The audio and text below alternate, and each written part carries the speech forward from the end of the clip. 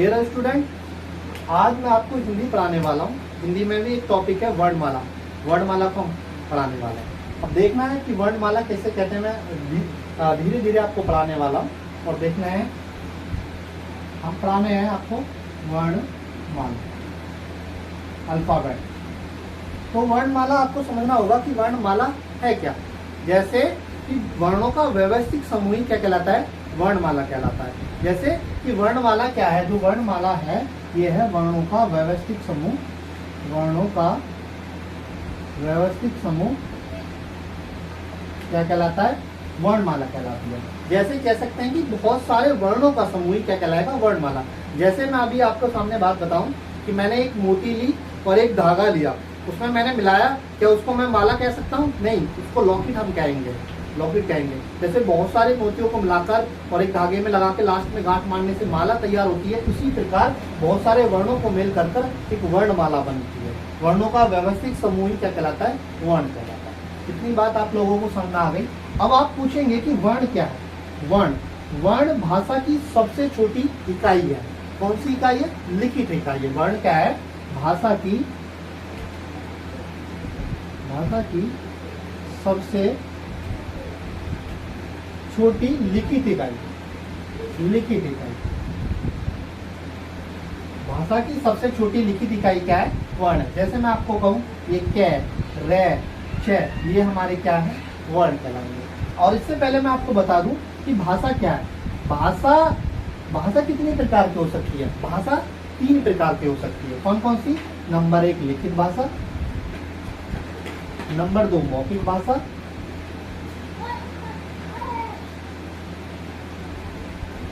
और नंबर 3 सांकेतिक भाषा। सांकेतिक भाषा आप समझ रहे होंगे। लिखित भाषा अभी जैसे मैं बोर्ड पे लिख रहा हूँ वो लिखित भाषा। मौखिक भाषा जैसे मैं बोल रहा हूँ राम एक अच्छा लड़का है, तो ये मौखिक बोल के दी जा रही है।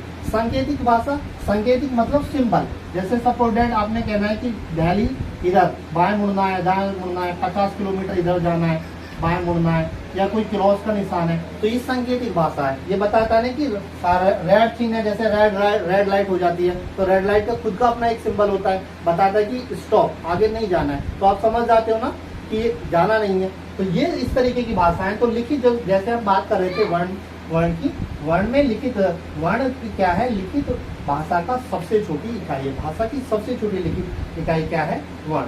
इतनी बात आप लोगों को समझ में आ गई होगी। कब कर दूं? और प्यारे बच्चों, अभी आप बात कर रहे होंगे कि अक्षर और शब्द। अक्षर, अभी इससे पहले आपको मैं बता दूं अक्षर और शब्द। शब्द क्या है और अक्षर क्या है।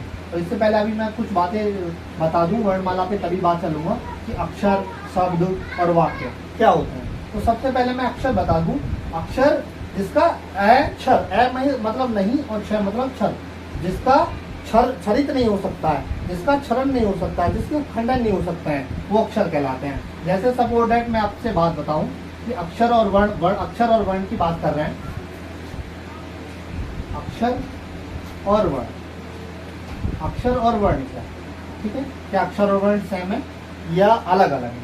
आपसे पूछा जाए कि जैसे याद रखना कि सारे अभी जो मैं पढ़ाऊंगा स्वर व्यंजन इसमें रहेंगे अक्षर और वर्ण में, तो वो क्या क्या होते हैं। जैसे मैंने आपको बताया कि राम एक शब्द है, इसमें कितने अक्षर है और कितने वर्ण है। अक्षर की मैं बात करूं, रा और प्लस में कितने वर्ण हो गए, अक्षर कितने हो गए इसमें? अक्षर हो गए हमारे 2। और वर्ण की मैं बात करूं कि वर्ण एक तो रे प्लस आ प्लस में प्लस ए, क्योंकि वर्ण स्वर से मिलकर बने होते हैं। तो 1 2 3 4, तो वर्ण हमारे कितने? वर्ण हो गए हमारे 4 और अक्षर हो गए 2। इस तरीके के क्वेश्चन पीजीटी और टीजीटी अदर जितनी भी कंपटीशन एग्जाम है जिसमें हिंदी आती है, यहाँ तक कि पीसीएस तक में भी पूछा जाता है ये इस टॉपिक से क्वेश्चन, ठीक है। और उसी हिसाब से मैं आपको तैयारी कर रहा हूँ। हर टॉपिक और हर वर्ड को क्लियरफाई करके आपको मैं पढ़ाऊंगा, ठीक है। इसको ये मैं मिटा देता हूँ। अब वर्णमाला मैं आपको बताता हूँ। वर्णमाला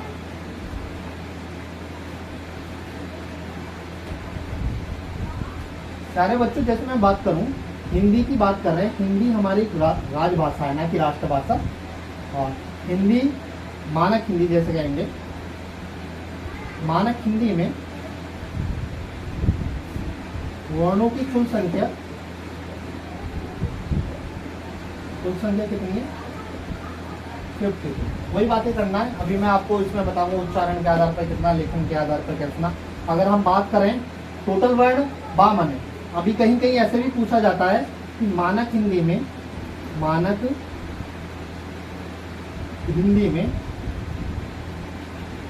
उच्चारण मतलब कन्वर्सेशन, बोलना।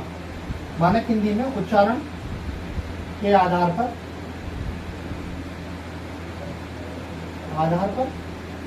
कुल वर्ण कितने हैं? कुल वर्ण हमारे 45 कैसे कि 10 स्वर हैं और 35 हमारे व्यंजन। ठीक है। इसी प्रकार से मैं बात करूं लेखन, कह सकता हूं लेखन के आधार पर, मानक हिंदी में लेखन के आधार पर कुल वर्णों की संख्या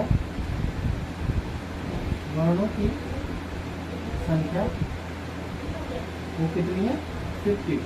52 कैसे कैसे? कहीं इसमें 13 स्वर होते हैं, वो भी बताऊंगा स्वर कैसे होते हैं। 13 स्वर, 35 व्यंजन, 35 व्यंजन और 4 संयुक्त व्यंजन। ठीक है। इसमें 2 अयोगवाय होते हैं। अयोगवाय मतलब जिनको योग नहीं कर सकते, अयोगवाय जो स्वर और व्यंजन दोनों के साथ प्रयुक्त होते हैं, तो मोस्टली 11 स्वर और 2 अयोगवाय। ठीक है। टोटल कितने? अभी आप इतना बात समझ गए होंगे। मैंने आपको बताया कि मानक हिंदी में कुल वर्णों की संख्या 52 है। अगर पूछा जाए कि मानक हिंदी में उच्चारण के आधार पर कुल वर्णों की संख्या कितनी है? 45 है, जिसमें कि 10 स्वर और 35 व्यंजन है। लेखन के आधार पर पूछा जाए कुल वर्णों की संख्या 52 है और 13 स्वर है, जिसमें कि 11 स्वर और 2 अयोगवाय, इनको भी स्वर में इंक्लूड किया गया है। 35 व्यंजन और 4 संयुक्त व्यंजन। अभी मैं आपको बताने वाला हूँ कि स्वर क्या है और व्यंजन क्या है। ठीक है। इतना नोट डाउन हो गया होगा। आगे मैं पढ़ाता हूँ। तो अब मैं आपको बताने वाला हूँ कि स्वर किसे कहते हैं। और ये रफ कर दे रहा हूँ मैं।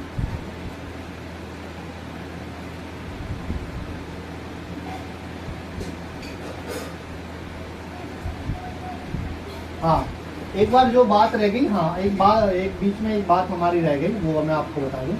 वाक्य और शब्द, शब्द और वाक्य क्या? अभी आप कहेंगे, जैसे मैं अब आपको बता दूं कि शब्द क्या होता है। शब्द वर्णों के मेल से मिलकर बना होता है।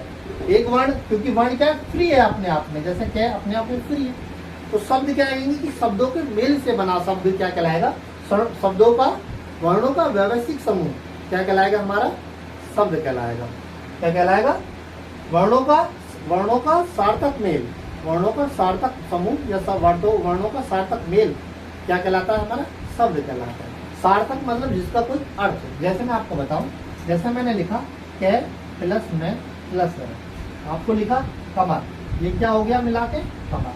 क्योंकि कमर का एक अपना मीन्स है, अर्थ है, तो ये क्या है? एक शब्द है। अगर इसी को मैं लिख लेता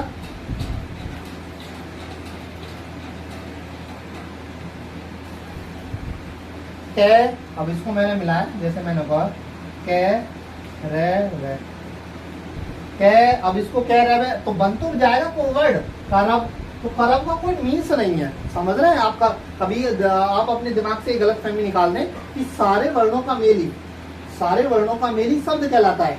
वो शब्द नहीं है। क्यों?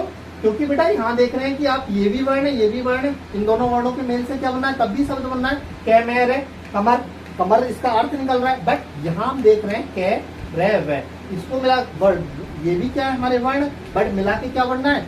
वर्ड, शब्द ही बनना है। बट क्या उसका देखते हैं कि उसका सार्थक अर्थ निकल रहा है या नहीं निकल रहा है। करब का कोई अर्थ मतलब होता नहीं है, तो इसलिए ये नहीं। जैसे इसी प्रकार वाक्य क्या है? अभी हम शब्द बात कर रहे थे। शब्द में क्या होता था? वर्णों का व्यवस्थित समूह। वर्णों का व्यवस्थित समूह क्या कहलाता है? हमारा शब्द कहलाता है, या सार्थक समूह मतलब मेल हो और उसका कोई क्या निकले, सार्थक अर्थ, सार्थक हो, सार्थक का मतलब होता है अर्थ सहित, उसका कोई अर्थ निकले। इसी प्रकार बेटा हम वाक्य की बात कर रहे हैं। वाक्य क्या होता है कि वर्णों का शब्दों का व्यवस्थित समूह, शब्दों का व्यवस्थित समूह क्या कहलाता है, हमारा वाक्य कहलाता है। जैसे अभी मैं आपको बताऊं, मैंने बताया कि वाक्य क्या है, शब्दों का व्यवस्थित समूह, शब्दों का व्यवस्थित समूह क्या कहलाता है, वाक्य कहलाता है, वाक्य कहलाता है। वाक्य क्या है कि शब्दों का व्यवस्थित समूह क्या कहलाता है, हमारा वाक्य कहलाता है। जैसे मैंने आपको लिखा राम अच्छा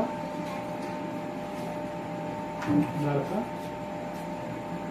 व्यवस्थित समूह देखो, राम अलग शब्द है, अच्छा अलग है, लड़का एक अलग और हेल्पिंग वर्ब है, ठीक है, साइड है। तो राम अच्छा लड़का है, ये क्या हो गया, मेरा एक वाक्य हो गया। बट अब मैं इसी को ऐसे लिखता कि राम है लड़का अच्छा, क्या ये वाक्य है? नहीं, ये वाक्य नहीं, क्योंकि शब्दों का ही मेल, शब्दों का व्यवस्थित समूह नहीं है। आप देखने लगे क्योंकि आप कहेंगे सर कि यहाँ भी शब्द है बट ये ऑर्डर में आ रहा है, समझ रहे नहीं समझ रहे कि शब्दों का व्यवस्थित समूह क्या कहलाता है, हमारा वाक्य कहलाता है। यहाँ भी शब्द है बट ये व्यवस्थित समूह में नहीं, व्यवस्थित क्रम में नहीं है, तो इसलिए हमारा ये वाक्य नहीं होगा, इसलिए हमारा वाक्य, ठीक है। चलो हाँ, अब मैं पढ़ाता हूँ आपको। जैसे इससे पहले हमने बताया कि टोटल वर्ड, तो अभी अगर आपसे क्वेश्चन पूछा जाए एग्जाम में तो वहां अभी का उच्चारण के और लेखन के आधार पर नहीं पूछा जाता है क्वेश्चन। अगर आपसे पूछा जाए टोटल कितने वर्ण हैं, मोस्टली एग्जाम में पूछा जाता है कि हिंदी वर्णमाला में कुल वर्णों की संख्या, तो आपको बताना है हिंदी वर्णमाला में टोटल कुल वर्ण कितने हैं, कुल वर्ण कितने, तो वहाँ लेखन के आधार पर बताना है, उच्चारण के आधार पर नहीं पूछेगा, है। तो कुल वर्ण कितने, 52। इन जो 52 वर्ड को मतलब 52 वर्ण है, इनको भी बांटा कैसे कैसे गया है वो आपको मैं बताने वाला हूँ। इस कैसे बांटा गया, स्वर में बांटा गया। स्वर और व्यंजन क्या होते हैं वो अभी आपको बताने वाला हूँ। स्वर व्यंजन, 11 स्वर, 33 व्यंजन, 4 अंतस्थ और 4 संयुक्त व्यंजन होते हैं। टोटल हमारे कितने हो गए, कुल वर्ण कितने हो गए, ठीक है, इतना। अभी मैं आपको बताने वाला हूँ स्वर। स्वर क्या है,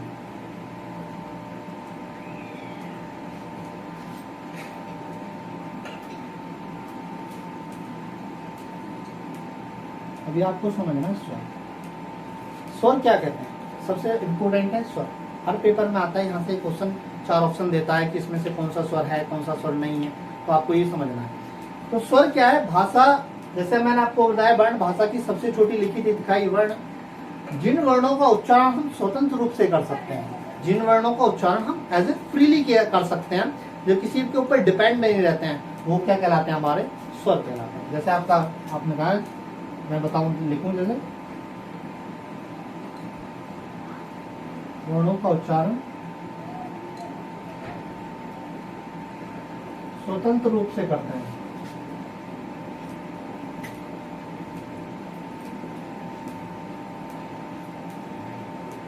क्या कहलाते हैं, वो स्वर कहलाते हैं। जिन वर्णों का उच्चारण स्वतंत्र रूप से करते हैं क्या कहलाते हैं, वो स्वर कहलाते हैं, स्वर कहलाते हैं। इतनी बात आप लोगों को अभी आप पूछा जाए स्वर कुल स्वर कितने हैं, कुल स्वर हैं 11 स्वर। कितने स्वर हैं हमारे, 11। इतनी बात आप लोगों को समझ में आ गई, कितने स्वर हैं हमारे, 11 स्वर। अब कहोगे सर कौन कौन से 11 स्वर हैं, तो मैं 11 स्वरों को लिख दे रहा हूँ, कौन कौन से हमारे 11 स्वर। जैसे मैंने बताया ए, आ, ई, बड़ा ई, बड़ा ई, ऋषि,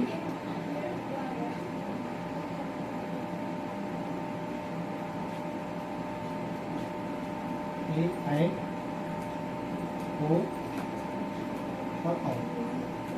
ये हमारे टोटल कितने 11 स्वर हैं। ए, आ, ई, बड़ी ई, छोटा ऊ, बड़ा ऊ, ऋषि, ए, ओ औ, ये हमारे टोटल 11 स्वर। और इन स्वर्गों का भी क्लासिफिकेशन मतलब वर्गीकरण किया गया है। कैसे किया गया है वो आपको मैं बताने वाला हूँ। अभी आपसे पूछा जाए कि टोटल स्वर कितने, 11 स्वर आपको बताने हैं कि कौन कौन से स्वर हैं। अब इसमें से हाँ से क्वेश्चन पूछा, कैसे क्वेश्चन पूछा जा सकता है आपसे कि आपको 3 ऑप्शन दे देगा कि इनमें से कौन सा स्वर है। 3 ऑप्शन दे देगा, एक चौथा डिफर रहेगा, तो उसमें से आपको बताना है कि कौन सा और स्वर नहीं है। 3 डिफर दे देगा, एक स्वर दे देगा कि इसमें से बताओ कि कौन सा स्वर है। ठीक है, अब इसमें से जो स्वर का भी वर्गीकरण किया गया है सर, मैं आपको बता दूं, स्वर का भी जो वर्गीकरण किया गया वो कैसे किया गया। स्वर का भी वर्गीकरण, स्वर का वर्गीकरण, क्लासिफिकेशन ऑफ वर्गीकरण। स्वरों का वर्गीकरण कैसे किया गया, मूल स्वर और दीर्घ स्वर। किस में बांटा गया, मूल स्वर। बहुत इंपॉर्टेंट बात है, याद रखना, यहीं के बच्चे फेल होते हैं। मूल स्वर और दीर्घ स्वर। मूल स्वर आपसे पूछा जाए तो मूल स्वर या इसको हासु स्वर भी कहते हैं, हासु स्वर या लघु स्वर। बात उस पर मेन मतलब वही है, लघु स्वर, हासु स्वर, मूल स्वर। तो आपसे पूछा जाए मूल स्वर कितने हैं हमारे, वो 4 है, और दीर्घ स्वर कितने हैं हमारे, वो 7। ठीक है, क्योंकि स्वर टोटल हमारे स्वर कितने स्वर हैं हमारे टोटल 11। ठीक है, अब इनका हम वर्गीकरण समझ रहे हैं कि कैसे कैसे बांटा गया है, लघु स्वर, हासु स्वर और दीर्घ स्वर। अभी मैंने आपको बताया कि स्वर वो होते हैं जिनका उच्चारण करने में स्वतंत्र बोले जाए, मतलब किसी का कोई अवरोध पैदा ना हो, किसी की सहायता की जरूरत ना हो, जो स्वतंत्र बोले जाते हैं, जिन वर्णों का उच्चारण स्वतंत्र रूप से किया जाता है, वो स्वर कहलाते हैं। स्वर हमारे कितने, स्वर हमारे 11 स्वर हैं। जैसे मैंने आपको बताया था स्वर 11 स्वर है। और स्वर का भी वर्गीकरण किया गया है, तो स्वर कितने, हासु स्वर, लघु स्वर या मूल स्वर या दीर्घ स्वर। तो हासु स्वर और लघु स्वर या मूल स्वर किसे कहते हैं, जिन स्वरों का उच्चारण करने में हमें कम समय लगे, जिन स्वरों का उच्चारण मतलब बोलने में कम समय लगे, वो लघु स्वर होते हैं। और जिन स्वरों का उच्चारण करने में हमें दीर्घ समय लगे, दीर्घ मतलब अधिक समय लगे, तो वो क्या कहलाते हैं हमारे, वो क्या कहलाते हैं हमारे दीर्घ स्वर। इतनी बात आप लोगों को समझ में आ गई होगी। लघु स्वर आपसे पूछा जाए 4 है, वो कौन कौन से हैं। जैसे मैं आपको बताऊं, लघु जैसे हमने बोला ए और आ, तो ए में कम समय लग रहा है ना, और आ में अधिक समय लग रहा है। तो जिन स्वरों के उच्चारण में कम समय लगे वो कहलाते हैं हमारे लघु स्वर, और जिन स्वरों के उच्चारण में हमारा अधिक समय लगे वो कहलाते हैं हमारे दीर्घ स्वर। जैसे मैं आपको बता दूं, यहीं से क्वेश्चन आता है कि ये 4 है, कौन कौन से, ए, ई, उ और ई। और हमारे बाकी के बचे हुए 7 कौन कौन से हैं, वो मैं लिख दे रहा हूँ, बड़ा आ, बड़ी ई, बड़ा उ, ए और ओ और औ। ये बात यहाँ तक समझ गए, आ गई। अब जो दीर्घ स्वर हैं, दीर्घ स्वर को भी बांटा गया, 2 भागों में बांटा गया है। याद रखना, आपसे क्वेश्चन पूछा जाए कि मूल स्वरों की संख्या कितनी है, 4। कौन कौन से मूल स्वर पूछा जाए, हासु स्वर पूछा जाए या लघु स्वर पूछा जाए कि लघु स्वर, हिंदी वर्णमाला में लघु स्वरों की संख्या कितनी होती है, तो आप बताएंगे 4 होती है लघु स्वरों की। दीर्घ स्वरों की संख्या कितनी होती है टोटल, तो आप बताओगे 7 होती है। अब जो दीर्घ स्वर है, इन दीर्घ स्वरों को भी बांटा गया है। किन किन बातों में बांटा गया है दीर्घ स्वर को, हाँ 2 भागों में बांटा गया है, सजातीय और विजातीय। याद रखना, 2 भागों में बांटा गया है, सजातीय और विजातीय।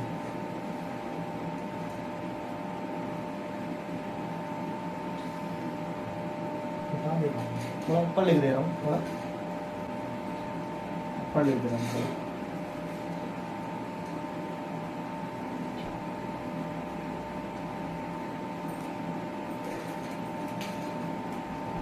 जैसे मैंने आपको बताया कि स्वर को बांटा गया है, इस स्वर को कैसे बांटा गया है, मूल स्वर में और दीर्घ स्वर में। दीर्घ स्वर जैसे अभी आपको मैंने बताया कि मूल स्वर हमारे कितने, 4 है, और दीर्घ स्वर हमारे 7। तो कौन कौन से हैं, मूल स्वर को हम बताते हैं हासु स्वर और लघु स्वर भी कहते हैं, लघु स्वर, ह्रस्व स्वर या मूल स्वर, वो हमारे कौन से चार है। जैसे मैंने बताया ए, ई, उ और ऋषि, ये हमारे साथ हैं। वो कौन कौन से हैं? आ, बड़ी ई, बड़ा उ, ए, आई, ओ और अब। ठीक, जैसे फिर मैं आपको बता दूं कि आपसे पूछा जाए दीर्घ स्वरों की संख्या 7 और मूल स्वरों की संख्या 4। आपसे पूछा जाए कि स्वर कितने, टोटल स्वर कितने हमारे, टोटल स्वर है हमारे 11। ठीक, जो दीर्घ स्वर है, दीर्घ स्वर को भी 2 भागों में बांटा गया। दीर्घ स्वर को भी किस भागों में बांटा गया? 2 भागों में बांटा गया है। दीर्घ स्वर कौन कौन से होते हैं हमारे? एक सजातीय, एक होते हैं विजातीय, विजातीय स्वर और सजातीय स्वर।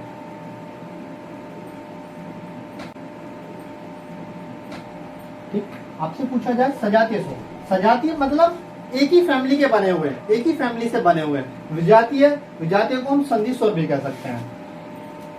क्या कह सकते हैं हम इनको? संधि स्वर। दोनों संधि स्वर हैं। बड़ी जो दीर्घ स्वर का जो क्लासिफिकेशन किया गया वो संधि के आधार पर किया गया। आपसे पूछा जाए, अगर क्वेश्चन पूछा जाए कि दीर्घ स्वर कितने? 7, लघु स्वर कितने? 4। सजातीय स्वर, सजातीय मतलब एक ही फैमिली के बने हुए हैं। जैसे मैंने आपको बताया कि ए प्लस ए मिलकर क्या बना है? मिलकर बना है आ। इसी प्रकार ई और छोटी ई मिलकर बनता है बड़ी ई। छोटा ऊ और प्लस छोटा ऊ मिलकर क्या बनता है? बड़ा ऊ। तो कहने का मतलब देख रहे हैं, आप देख रहे हैं कि छोटा ए और ए दोनों एक ही जाति के हैं। ए और ए बिल्कुल सेम मिलकर क्या बन रहा है? आ। ई बड़ी ई, ऊ बड़ा ऊ बन रहा है। इसी प्रकार जैसे मैं आपको बताऊं कि ए प्लस ई क्या बनेगा? ए बनेगा। ए प्लस ए आए बनेगा। ए प्लस ऊ ओ बनेगा। ए प्लस ओ क्या बनेगा? औ बनेगा। ये विजातीय तो ये हैं टोटल सारे संधि स्वर ही। तो आपसे पूछा जाए सजातीय स्वर कितने हैं? मैं आपको बता दिया। ये संधि जब मैं आपको पढ़ाऊंगा तो संधि में वहां यूज होंगे। ये ए प्लस ए मिलकर आ होता है, दीर्घ संधि में आएंगे। क्योंकि स्वर संधि हम पढ़ाएंगे, संधि 3 प्रकार की होती है। तो दीर्घ संधि, व्यंजन संधि और विसर्ग संधि। तो उसी में भी स्वर संधि के में ये पार्ट आएगा कि ए प्लस ए आ, ये हो जाता है कितने। तो टोटल आप देख रहे होंगे कि 3 ये है, 3 विजातीय हैं, 3 सजातीय हैं। सजातीय कितने हमारे? 3 है और विजातीय हमारे 4 है। दोनों को मिलकर 3 प्लस 4 टोटल कितने हो गए हमारे दीर्घ स्वर? 7। इतनी बात समझना होगा। ये होता टोटल स्वर का क्लासिफिकेशन। स्वर आशा करता हूँ कि आप लोगों को स्वर समझ में आया होगा। स्वर्गों का जो वर्गीकरण किया गया है, अब स्वर्गों को वर्गीकरण जो किया गया, अभी तो मैं बता रहा था आपको, जो स्वर्गीय का वर्गीकरण किया गया वो किया गया था लघु स्वर और दीर्घ स्वर के रूप में। ठीक है, कि लघु स्वर क्या है, दीर्घ स्वर क्या है। अब जो स्वर का वर्गीकरण होगा, स्वर का वर्गीकरण, क्लासिफिकेशन ऑफ वॉवेल, वर्गीकरण वो होगा मात्रा के आधार पर, जीव के आधार पर। ठीक है, जो होने वाला है मात्रा के आधार पर, जीव मतलब जिह्वा के आधार पर,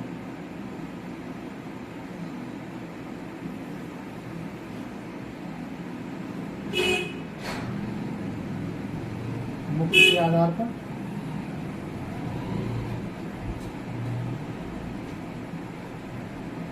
और होठ के आधार पर। जो हम जो स्वर का वर्गीकरण पढ़ेंगे मात्रा के आधार पर, जीव के आधार पर और मुख के आधार पर।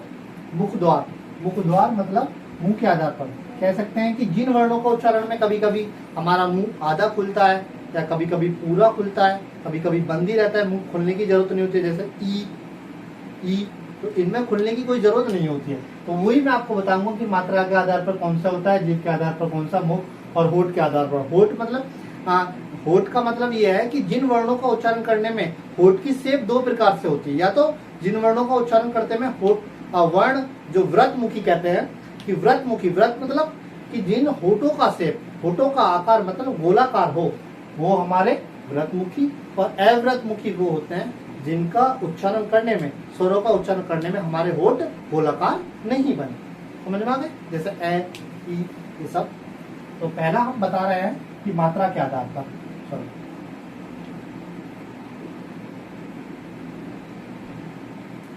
मात्रा के आधार पर स्वर, तो आपको मैं बता दूं मात्रा के आधार पर स्वर, जैसे मैंने आपको बताया कि मात्रा के आधार पर भी स्वर कितने प्रकार से बांटे गए हैं, 3 प्रकार से बांटे। नंबर 1 लघु स्वर, वही पहली वाली बात, लघु स्वर या हासु स्वर, इसको मात्रा का आधार दीर्घ स्वर। नंबर 2, नंबर 3 है मेरा प्लुप्त स्वर। इन सबका मीन्स मैं आपको बताऊंगा कि प्लुप्त स्वर क्या है, लघु स्वर क्या है या हासु स्वर, बात दोनों का मीन्स है। जैसे आपको मैंने बता दिया कि लघु स्वर, तो पहला मैं आपको बता दूं कि लघु स्वर क्या है, लघु स्वर या हासु स्वर। तो लघु स्वर वो है जिनका बोलने में कम समय लगता है, वो हमारे क्या बोलाते हैं, लघु स्वर। जिनका उच्चारण करने में कम समय लगे तो वो क्या कहलाते हैं, हमारे लघु स्वर। जैसे ए, ई, उ, ठीक। दीर्घ स्वर, दीर्घ स्वर, दीर्घ स्वर क्या होते हैं, जिन वर्णों का उच्चारण करने में, जिन वर्णों का उच्चारण करने में लघु स्वर से भी दुगना समय लगे, मतलब लघु स्वर से भी दुगना समय लगे। जैसे मैंने आपको दुगना या कहीं कह सकते हैं कि लघु स्वर से अधिक समय लगे, वो भी क्या कहलाते हैं, हमारे दीर्घ स्वर कहलाते हैं। जैसे मैंने बताया कि अभी आपको मैं बता दूं ए प्लस ए, आ, तो यहां देखें मैंने कहा ए आ, तो आ कहने में मुझे लघु स्वर से भी दुगना समय लग रहा है, तो ये हमारे क्या हो जाते हैं, दीर्घ स्वर। या इसको ऐसे भी डिफाइन कर सकते हैं कि जिन वर्णों का उच्चारण करने में ज्यादा समय लगता है वो दीर्घ स्वर कहला सकते हैं। या इसको ऐसा कह सकते हैं, जिन वर्णों का उच्चारण करने में लघु स्वर से भी दुगना समय लगे वो कहलाते हैं हमारे दीर्घ स्वर। अब आपको मैं बता दूं कि दीर्घ स्वर कितने, जैसे आपको मैंने बताया कि स्वर हमारे कितने 11 स्वर हैं, बाकी के 7 वो क्या है, हमारे दीर्घ स्वर है। जैसे मैंने बताया आ, ई, उ, ए, ओ और औ, ये क्या है, हमारे दीर्घ स्वर। अब नंबर 2 बात आती है प्लुप्त स्वर। प्लुप्त स्वर क्या है, प्लुप्त स्वर के बारे में बात करेंगे। प्लुप्त स्वर वो स्वर है जिन वर्णों का उच्चारण करने में लघु स्वर से भी तिगुना समय लगे। इसको 3 प्रकार से डिफाइन कर सकते हैं, आप याद रखना। मोस्टली हम हिंदी में, क्योंकि हिंदी मैं आपको बता था कि जब इससे पहले वाली क्लास में मैं हिंदी का बेसिक नॉलेज या बेसिक स्ट्रक्चर आपको बता रहा हूँ कि हिंदी क्या है। हिंदी जो मैं आपको बता दूं, हिंदी जो है संस्कृत की जननी है, मतलब जो हिंदी जो भाषा ली गई है वो संस्कृत से ली गई है, ठीक है। संस्कृत, पाली, पारगत, अवगत, अवगत, ये कैसे कैसे आई उसका लास्ट क्लास में मैं आपको बताने वाला हूँ। क्योंकि आज मैं टॉपिक पढ़ा दिया, मैंने टॉपिक पढ़ा देता हूँ वर्णमाला, तो बहुत अच्छा टॉपिक है और आशा करता हूँ आप लोगों को समझ में आया होगा कि अभी हम बात कर रहे थे लघु स्वर और ह्रस्व स्वर की, तो आपको समझ में आ गया होगा लघु स्वर और ह्रस्व स्वर क्या है। लघु स्वर या ह्रस्व स्वर वो है जिन वर्णों का उच्चारण करने में कम समय लगे, तो वो लघु स्वर। दीर्घ स्वर वो है जिन वर्णों को उच्चारण करने में दुगना समय लगे, किससे, लघु स्वर से दुगना समय लगे, वो हमारे दीर्घ स्वर है। या जिन वर्णों को उच्चारण करने में दुगना समय, लघु स्वर से अधिक समय लगे, वो भी क्या कहलाते हैं, हमारे दीर्घ स्वर कहलाते हैं। नंबर आता है प्लुप्त स्वर का। मोस्टली आपको मैं बता दूं, हिंदी में प्लुप्त स्वर का प्रयोग नहीं होता है, फिर भी हम मात्रा के आधार पर पढ़ रहे हैं, क्योंकि हिंदी कहाँ से ली गई है, संस्कृत से ली गई है, संस्कृत की जन्म है। प्लुप्त स्वर, प्लुप्त स्वर क्या है, याद रखना। अगर प्लुप्त स्वर की मैं डेफिनेशन आपको मैं बताऊं कि प्लुप्त स्वर क्या है। प्लुप्त स्वर वो है जिनको लघु स्वर, जिनका उच्चारण करने में लघु स्वर से तिगुना समय लगे या दीर्घ स्वर से भी दुगना समय लगे, वो क्या कहलाते हैं, हमारे प्लुप्त स्वर। प्लुप्त स्वर का प्रयोग कहाँ करते हैं, पहले मैं आपको बता दूं। प्लुप्त स्वर का प्रयोग नाटक, नाटक या संवादों में प्रयोग किया जाता है। नाटक या संवादों में प्रयोग किया जाता है प्रयोग शब्द। हिंदी में प्रयोग नहीं किया जाता, संस्कृत में प्रयोग किया जाता। जैसे आप कहोगे सर कैसे, जैसे आप लोगों ने रामायण पढ़ी होगी तो वहां राम इस तरीके से लिखा जाता है, 3 गुना समय लिखा गया है। ओम, ओ इस तरीके से लिखा गया, ओ को मतलब 3 बार डिकोड कर रहा है। ओम या संवाद, संवाद मतलब या किसी को पुकारना, नाटक संवाद या किसी को पुकारने में भी इसका प्रयोग किया जाता है। जैसे मैंने कहा कि चाची 3 बार तक खींच के, मतलब खींच के बोला जा रहा है, तो वो क्या है हमारे क्लुप्त स्वर। इतनी बात आप लोगों को बता दी। मैं आपको बता दूं मात्रा के आधार पर स्वर हमारे 3 प्रकार के होते हैं, लघु स्वर, दीर्घ स्वर, क्लुप्त स्वर। लघु स्वर वो होते हैं जिनका उच्चारण करने में कम समय लगे, दीर्घ स्वर होते हैं जिनका उच्चारण करने में अधिक समय लगे, किससे, लघु स्वर से, या लघु स्वर से 2 गुना समय लगे। क्लुप्त स्वर वो हैं जिनके लघु स्वर से 3 गुना समय लगे या दीर्घ स्वर से 2 गुना समय लगे उच्चारण में। इनका प्रयोग नाटक संवादों में प्रयोग किया जाता है, जैसे मैंने आपको बताया, या किसी को पुकारने में, बुलाने में, जैसे राम, ओम, इस तरीके के बहुत सारे वर्ड हो सकते हैं। इनका हिंदी में प्रयोग नहीं करते हैं, इनका प्रयोग संस्कृत में करते हैं। ठीक, इसके बाद अभी हम बात करते हैं, ये तो हमारा था मात्रा के आधार पर। अभी बात हम करते हैं जीव के आधार पर, स्वर का वर्गीकरण जीव के आधार पर। जीव कहने का मतलब आपको मैंने बता दिया कि सारा सब कुछ खेल प्राणवायु का। जब इसमें मैं आपको पढ़ाने वाला हूँ आगे अगली वाली क्लास में, अघोष, सघोष, अल्पप्राण, महाप्राण। होश का मतलब होता है कंपन, स्वतंत्र जीवों में कंपन। जैसे आप बोल रहे होगे तो कभी झंझनाहट सी पैदा होती होगी, या कोई जीव रगड़ के बोली जाती होगी, और वो कौन सा वर्ड कौन से हिस्से से बोला जाता है, तो वो सब मैं आपको पढ़ाने वाला हूँ। जैसे मैंने आपको बताया कि जीव के आधार पर मैं आपको पढ़ाने वाला हूँ, जिव्या या जीव के आधार पर स्वर का वर्गीकरण।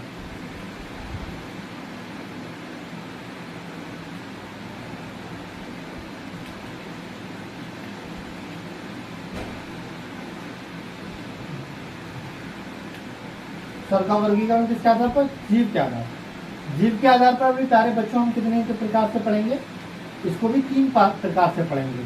नंबर है अग्रस्वर, मध्यस्वर और नंबर 3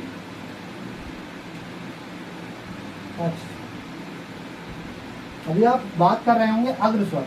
अग्रस्वर क्या होते हैं, जिन स्वरों का उच्चारण करने में जीव का आगे वाला हिस्सा प्रयोग किया जाए वो क्या कहेंगे, अग्रस्वर कहलाते हैं। जिन स्वरों का उच्चारण करने में जीव का आगे वाला हिस्सा प्रयोग किया जाए, अग्रभाग किया जाए, वो क्या कहलाते हैं, अग्रस्वर। जैसे मैंने बताया ई, बड़ी ई, ए और मध्यस्वर ए। मध्यस्वर में क्या है, ए हमारा क्या है, मध्यस्वर। पक्ष स्वर में क्या है, बाकी के बच्चे हमारे पक्ष स्वर। आ, ऊ, देख रहे हुए तो कन्वर्सेशन करके देखो, बोल के देखो। ई तो आगे वाला, ई, ए तो आगे वाला हिस्सा यूज हो रहा है। मध्य स्वर में जो जीव का मध्य भाग यूज होता है, बीच वाला, वो मध्य स्वर है। मध्य स्वर में क्या है, ए। तो याद रखना, जो मैं आपको बता रहा हूँ वो फालतू की चीजें नहीं बता रहा हूँ, काम के रिलेटेड है। आपसे पूछा जाएगा कि इनमें से बताओ कौन सा अग्रस्वर है, कौन सा मध्य स्वर है, कौन सा पक्ष स्वर है। जब आप लोगों को पता होगी आप तभी बता पाएंगे, आप तभी पेपर क्रैक कर पाएंगे, सॉरी वो क्वेश्चन कर पाएंगे। हाँ, तो मैं आपको बता रहा था पक्ष स्वर आ, ई, उ, औ, ओ और औ, ये हमारे पक्ष स्वर। जैसे अग्रस्वर वो है जीव के जिन वर्णों का उच्चारण करने में जीव का अग्रभाग, अग्र हिस्सा प्रयोग किया जाता है, वो अग्रस्वर है। वो कौन से, ई, ए। मध्य स्वर, जिन स्वरों का उच्चारण में जीव का मध्य हिस्सा प्रयोग किया जाए या मध्य भाग प्रयोग किया जाए। पक्ष स्वर वो है जिनका उच्चारण में जीव का पीछे वाला हिस्सा प्रयोग किया जाता है, वो पक्ष स्वर है। जैसे मैंने आपको बताया आ, उ, ओ, औ, ये हमारे टोटल पक्ष स्वर।